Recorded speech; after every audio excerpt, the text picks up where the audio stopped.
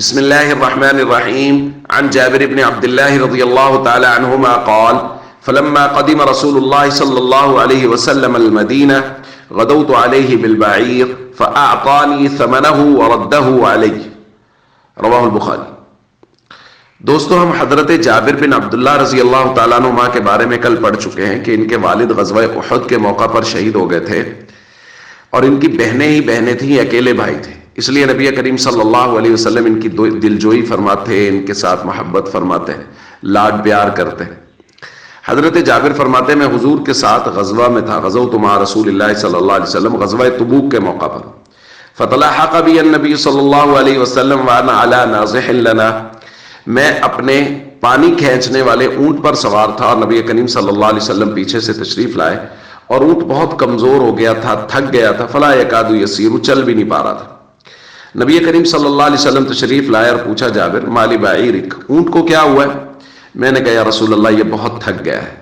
نبی کریم صلی اللہ علیہ وسلم نے اونٹ کو آواز لگائی ودعا لہ، اور اس کے لیے دعا کی۔ حضرت جابر فرماتے پھر کیا تھا؟ حضور کی دعا کی برکت تھی کہ یہی اونٹ جو قافلے سے مل نہیں پاتا تھا اب قافلہ اس سے نہیں مل پاتا تھا، یہ قافلے میں سب سے آگے چل رہا تھا۔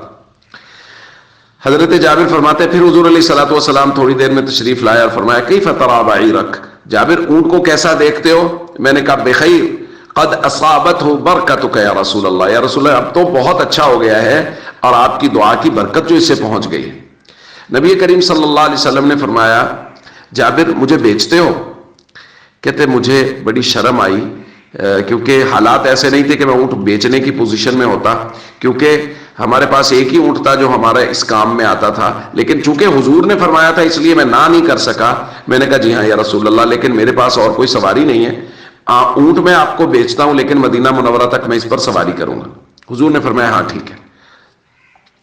پھر روایت میں تفصیل ہے لیکن جو آج ہم نے الفاظ پڑھے، حضرت جابر فرماتے ہیں کہ جب ہم مدینہ منورہ پہنچ گئے، فلما قدم رسول اللہ صلی اللہ علیہ وسلم المدینہ، حضور جب مدینہ تشریف لے آئے، غدوت علیہ بالبعیر، تو چونکہ میں نے مدینہ تک کا وقت مانگا تھا، میں اگلے دن صبح حضور کی خدمت میں حاضر ہوا اونٹ لے کے۔ میں نے کہا یا رسول اللہ یہ آپ کا اونٹ ہے۔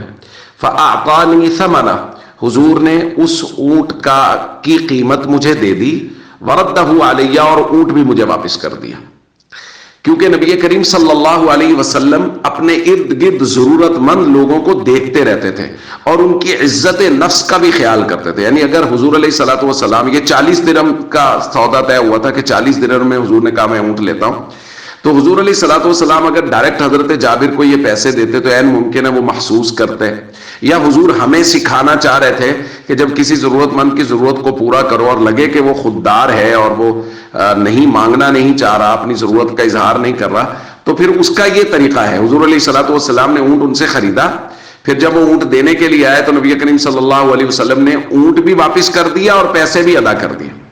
تو بھائی ایک تو حضور کی دعا کی برکت ہم نے دیکھی کہ حضور کی دعا کی برکت سے وہ اونٹ جو قافلے میں سب سے پیچھے تھا وہ قافلے میں سب سے آگے، اور دوسرا حضور علیہ الصلوۃ والسلام کی خیر خواہی، حضور علیہ الصلوۃ والسلام کا اپنے ارد گرد لوگوں کا حال احوال معلوم کرنا وہ ہمارے سامنے آیا۔ ہمیں بھی چاہیے ہم اپنے ارد گرد دیکھتے رہیں اور لوگوں کی جس قدر مدد ہم کر سکیں ضرور کریں۔ والسلام علیکم ورحمۃ اللہ وبرکاتہ۔